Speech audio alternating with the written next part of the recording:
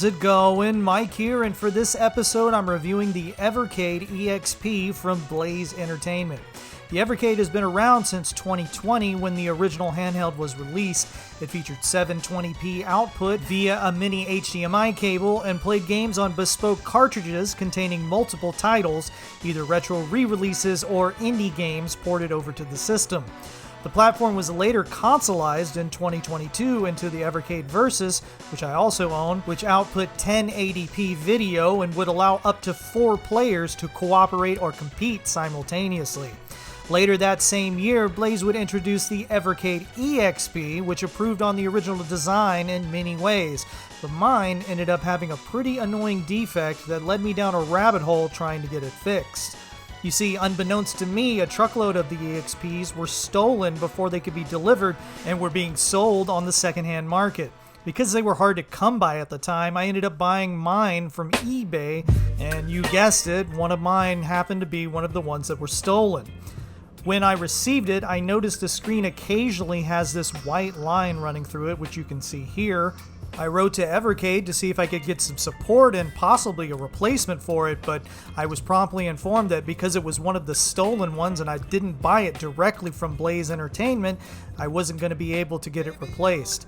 Thankfully, all of the other features work perfectly, and the white line, while annoying, isn't super noticeable when the screen brightness is turned down. Anyway, let's get into the review of the Evercade EXP, and we're going to go through all of the cartridges that I own for this. I'm going to be very brief, so this video isn't an hour long, but I wanted to cover all of the games I own at this point. So anyway, let's get to it.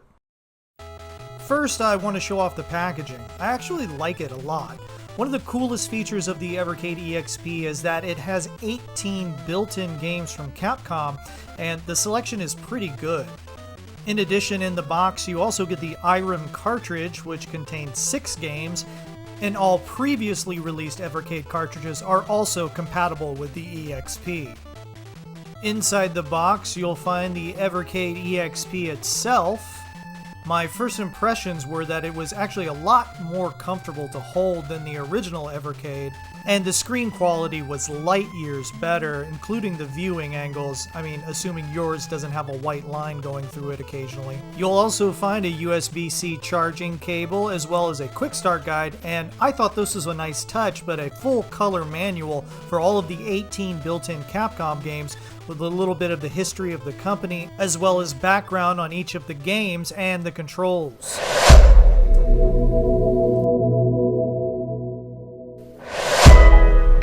Once you power the device on, you'll be greeted with this screen, but let's dig into the settings first.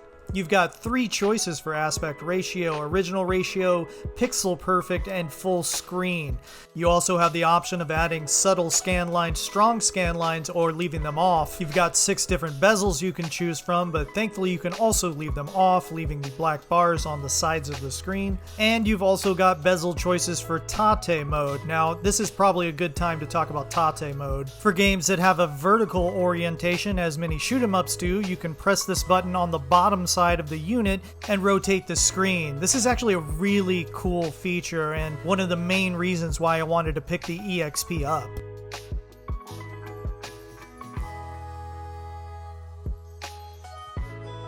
Back to the settings screen, you've got dynamic rate control, force HDMI PAL mode, and you can turn scan lines on or off for the menus. You can also change the overall look of the UI by changing the theme, and a high contrast mode can be toggled in the accessibility setting if you're visually impaired. You also have the ability to change the interface to 6 different languages, check for firmware updates via Wi-Fi, which is nice, a legal and support section, which you'll never look at, and a secret column, which you will use to unlock one of 5 different hidden games. More on that later.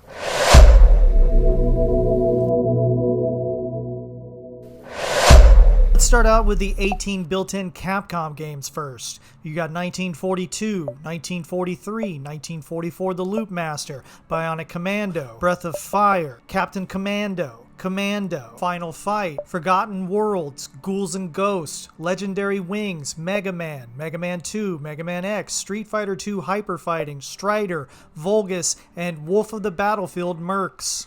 1942 is a pretty basic arcade shooter, fun to play in small doses, and a perfect fit for the Evercade EXP. 1943 is a slightly beefed up version of the previous game, another great game to use with Tate mode. I prefer this one over 1942. But I prefer 1944 the Loop Master over 1943 and 1942. While it doesn't take advantage of Tate mode, the butt rock soundtrack more than makes up for it.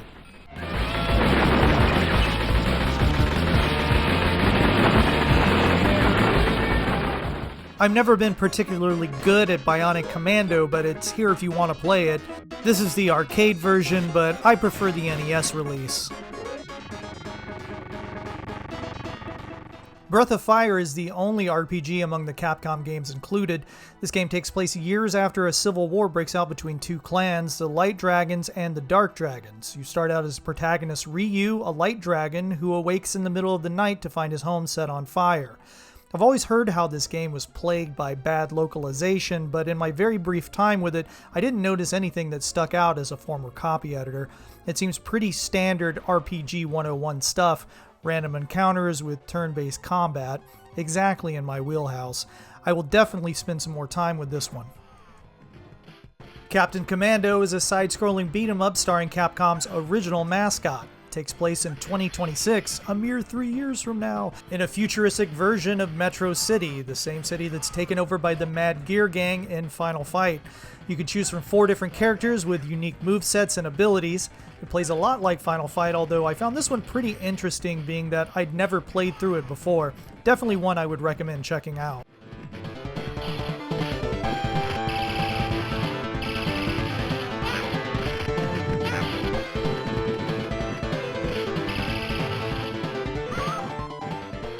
Commando is a vertical scrolling shooter that takes place on the ground. You control a commando making his way through enemy forces. You can shoot and toss grenades. I'd love to show you more of this game, but I'm terrible at it and I couldn't get through the first stage without dying. Maybe the next time I play I'll use save states, but I'm more familiar with the Atari 7800 version of this. Seems like this was designed solely to eat quarters. Final Fight is a certifiable classic. In this side-scrolling beat-em-up, you play as either Mayor Mike Hagar, Street Brawler Cody, or Martial Arts Master Guy. The game does a great job of depicting how grimy Metro City is after being taken over.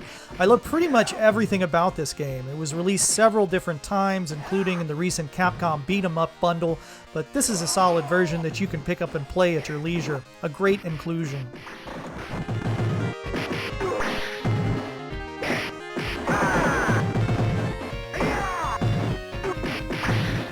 Forgotten Worlds is a side-scrolling shooter that controls a little funky on the Evercade. You use the top shoulder buttons to rotate your shot clockwise or counterclockwise. In the original arcade, you controlled your character with an 8-way joystick and your shot with a rotating dial, which let you pivot in one of 16 different directions. The controls technically work here, but sometimes it's hard to rotate fast enough to take out enemies. You can occasionally find a shop where you can purchase upgrades to keep you alive longer. It's pretty fun, but it can be frustrating to play on the later stages with the way the controls work.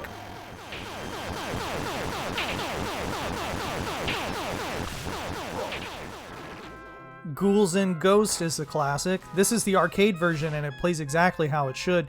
You play as Sir Arthur, a knight who embarks on a quest to save his beloved princess by defeating Lucifer.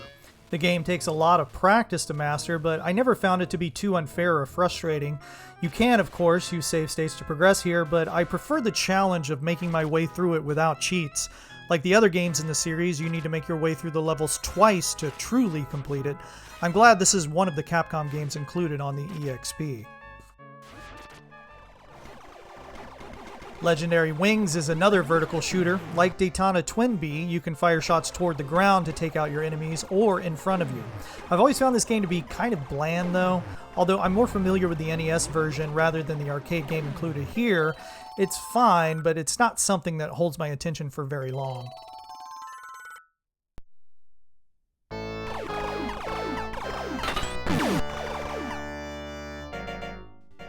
Mega Man 1 is a great choice. A lot of people have given me shit over the years for saying it's my favorite Mega Man game on the NES, but I have so much nostalgia for it, having been one of the first games I rented for the NES after I got it.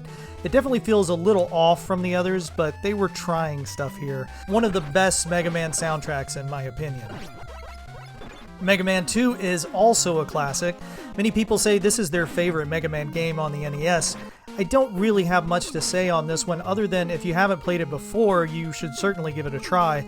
This game kind of cemented the series moving forward and set the tone for the games yet to come. Also has a killer soundtrack. Mega Man X is the Super Nintendo reboot of the series that introduced new movement for the Blue Bomber, including dashing and wall jumping. I remember when this game came out and it blew my little mind. It was just so cool and familiar, yet different than the NES games. Robots no longer had man after their name and were instead called stuff like Boom or Kawanger. Absolute banger choice for this collection. What can I say about Street Fighter II that hasn't been said before?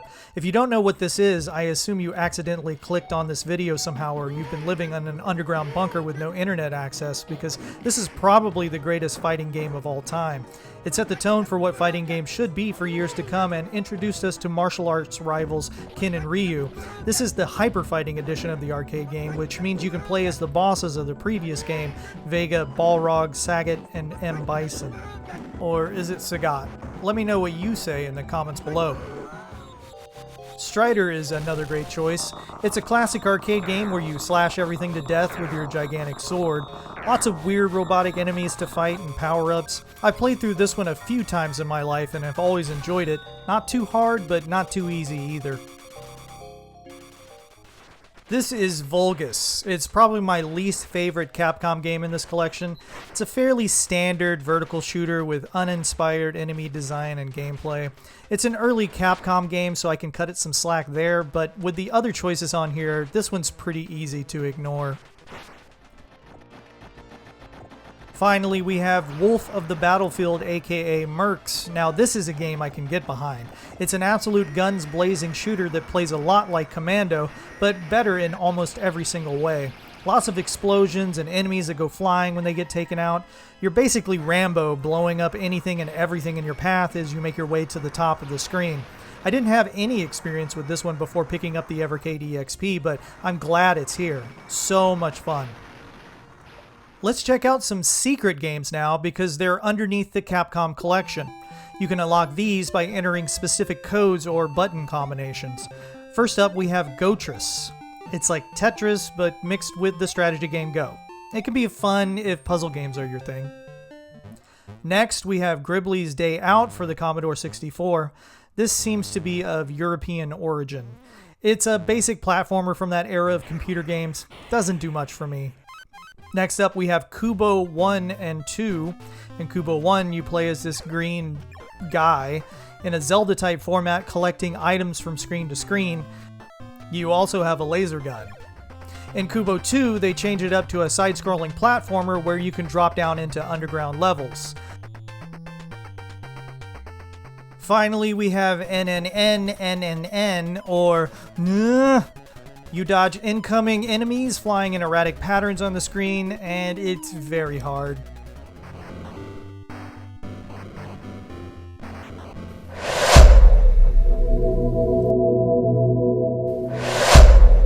Alright, you still with me? We're going to start moving a lot quicker now to get through these next few cartridges. I'm not going to show you every game, but instead what I think are the highlights from each cartridge. Let's get to it. First up, we have the dual entries of Alwa's Awakening and Cathedral. Both are side-scrolling platform adventure games inspired by 8-bit games of the past. In Alwa's Awakening, you play as Zoe, a wizard tasked with lighting the eternal flame to free the kingdom of Alwa. Cathedral plays very similar to the previous game. You explore areas, unlock new abilities, and use them to access more areas.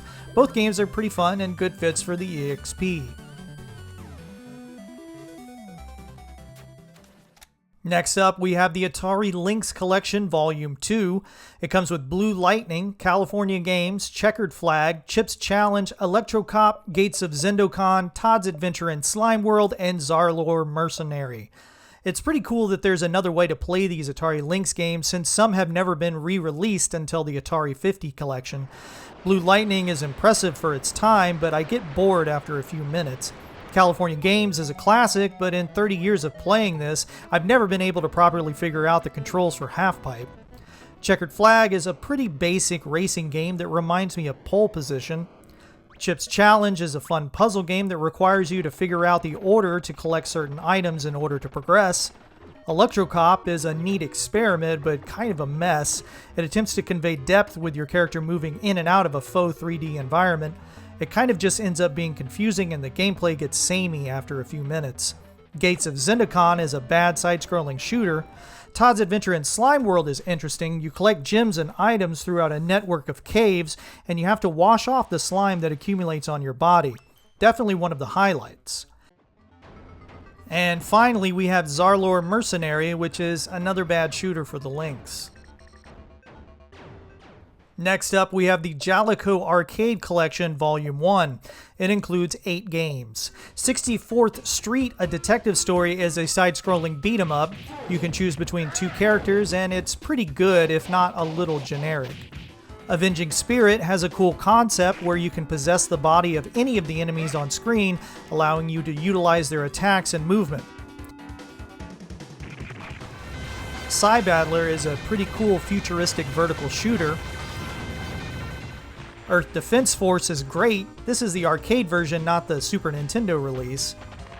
Rodland is one I highlighted back in episode 58 of Retro Buyer's Guide on the Atari ST computer. This is also the arcade version, and it's a lot of fun. The Astyanax is the arcade version, and oh my god, the enemies never stop coming. Definitely designed to be a quarter muncher. I much prefer the NES release over this one.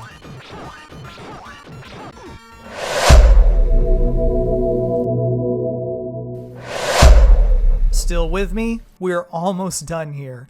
Next up, we have the Irem Arcade Collection Volume 1. The standout here is In the Hunt because it was made by some of the people who would go on to make the Metal Slug series. The art style and gameplay is very reminiscent of those games, and this version doesn't slow down to a crawl like the Sega Saturn release.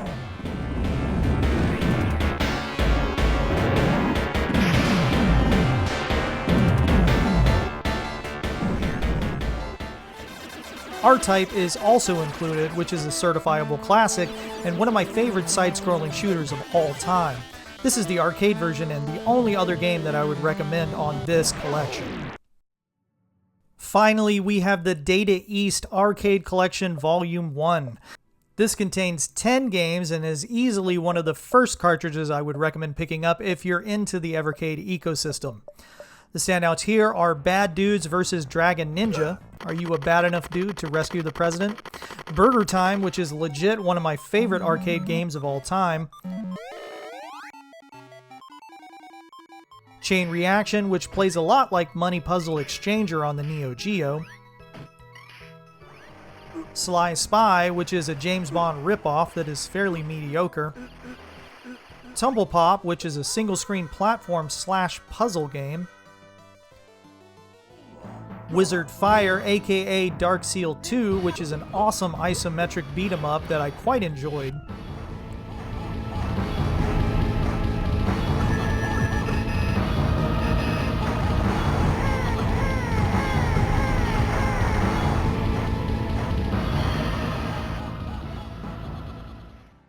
You also have the arcade versions of Double Dragon 2 and Double Dragon 3 on here.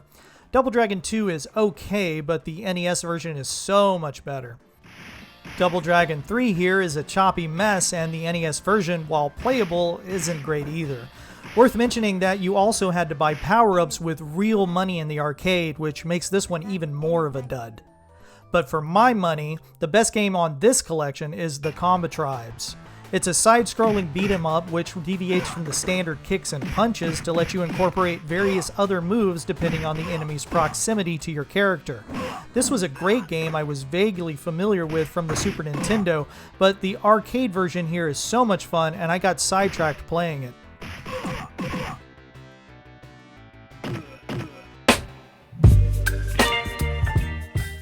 Okay, that's it. That's all the Evercade games I own.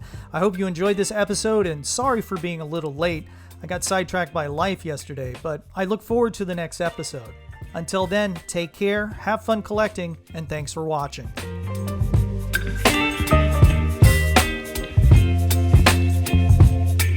Baby, you give me ice and fire. You're giving me wind and rain. You're some kind of